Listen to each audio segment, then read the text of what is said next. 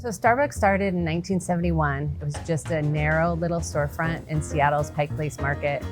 It was really, even then, a pretty magical place. But in the 80s, something happened, and that is Howard Schultz joined the company in 1982. Starting in 1987, the logo went from brown to green, and the aprons did too. And you could get a cafe latte, a macchiato, an espresso, and not yet a frappuccino, but that would come later.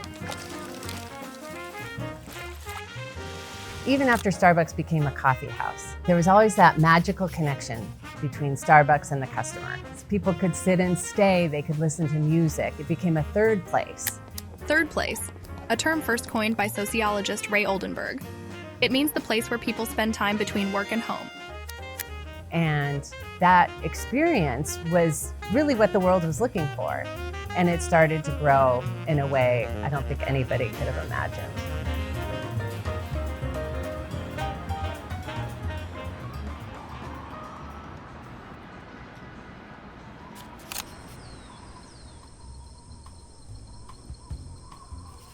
Cafe Practices stands for Coffee and Farmer Equity, and it is our verification program that we have put into place all around the globe over 25 years ago. So really early in the journey of thinking about sustainability and sustainable practices. We've put an emphasis on the social, the community, quality of coffee, and transparency of pricing, and build a holistic model. Farms that are part of Cafe Practices, which is, again, over 98% of farms that we source from are smallholder farmers, less than 5 hectares of coffee that they're growing.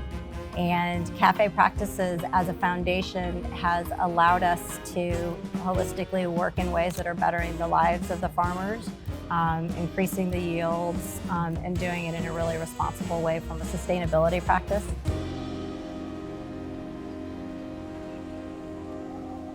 We've always been an innovative company. Coffee is no exception.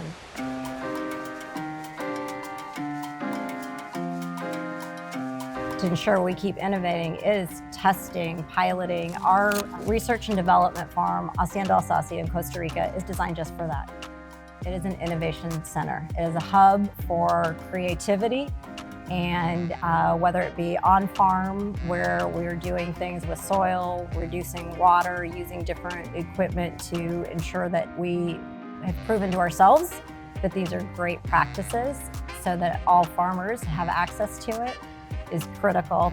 Also are embarking on what we're calling a sustainability innovation lab that's right there on the farm at Alsacia, which is our next version of challenging ourselves to have a space and collaborate together to solve some of the biggest problems for the future of not just coffee, but the communities and the social and the environmental side of all the things that we do.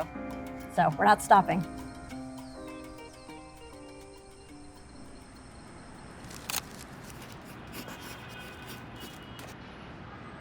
So, in 2008, our founder, Howard Schultz, went to a coffee store in New York, and he tasted what was the best cup of coffee.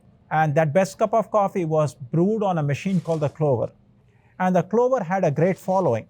The only thing was that the Clover was very slow. It would brew a cup of coffee in 4 minutes. So just imagine, you're sitting in your drive-thru with 4 customers ordering a brewed cup on the Clover, it would take you 16 minutes. So what we did was we took the Clover technology and we repackaged it, re-engineered it to brew a cup of coffee in 30 seconds. The thing I love about Vertica is it gives our customers choice. They can choose from one of many different coffees, and we can grind and brew that coffee fresh on demand in 30 seconds for every single customer. That means you're getting your choice of coffee, including decaf all day long. You're getting the highest quality cup. You're getting it fresh, every single customer, ground and brewed on demand. And actually a beautiful thing is it involves a lot less waste of both coffee and paper filters because we're brewing it on demand. Here she is. Obviously, we've got blends from your dark roast, to your blonde roast, to even your medium roast. We've got a grande pike right here. It's essentially just 2 buttons that you press. You press the pike option, and then you choose the size over here. Kind of just put your cup right there, press that button, and we just wait for it to dispense.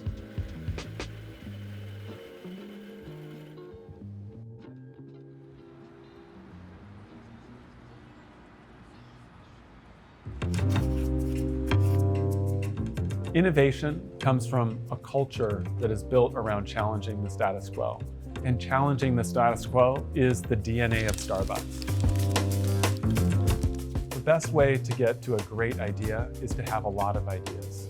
But sometimes to work through all those ideas is very difficult. So the Trier Center is a place where we can bring a lot of ideas, fail fast, prototype, create ideas from scratch, test them out with our partners, test them out with our customers, and see which ones we should actually bring to market.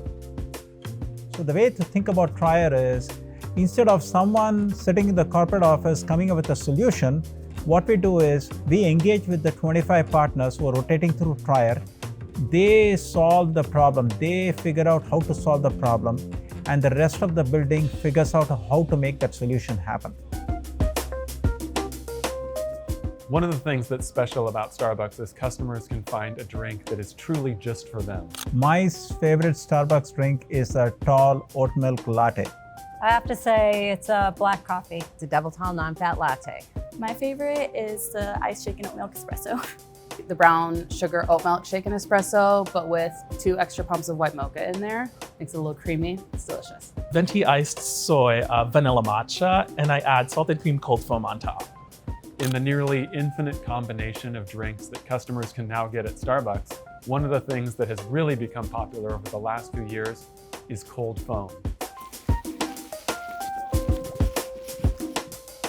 About 5 years ago, our beverage team actually came up with the idea that you could have a very good texture like whipped cream, but it could be much more healthier by putting a cold foam topping on a beverage. And over the last 5 years, that cold foam topping has become the second largest customization that our customers do. But we needed to make it easier for our partners to be able to make cold foam. So we got some partners here and we were ideating with them. And they came up with the idea, they said, hey, is there something that we can make cold foam on? We can use anywhere in the store and move it around. And they said, what if we could make this with a new kind of blender? So we came up with a battery-powered blender, and this is the first battery-powered blender in the industry. The thing I love about it is that it makes our partners' lives easier because it's portable. They don't have to stay in one place while something is blending. Now let's take you over to our portable cold foam blender. I've got a salted cream cold foam over here. Let's quickly make it.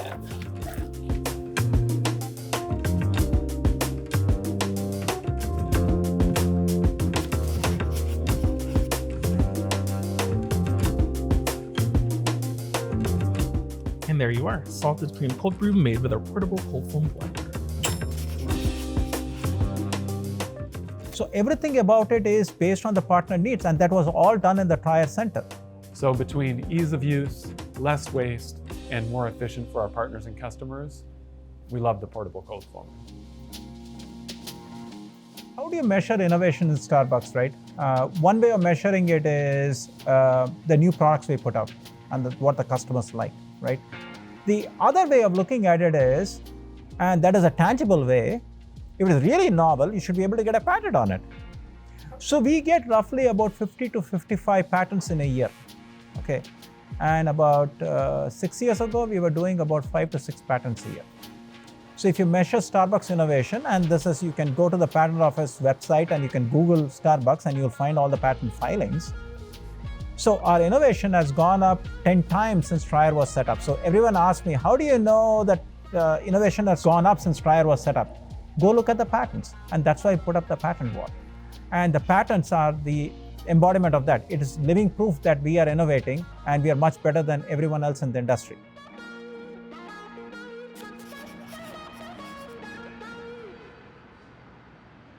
At Starbucks, we see an increasing premium on genuine human connection. We have always been a company that's been in the people business serving coffee, not just in the coffee business serving people. And that's really at the heart of it. And I think even as the world changes, even as Starbucks change, as long as we keep that in mind, it's going to be special, and it's going to be something that will endure. Even if it's one cup at a time or one conversation at a time, we want to bring human connection into the world at scale.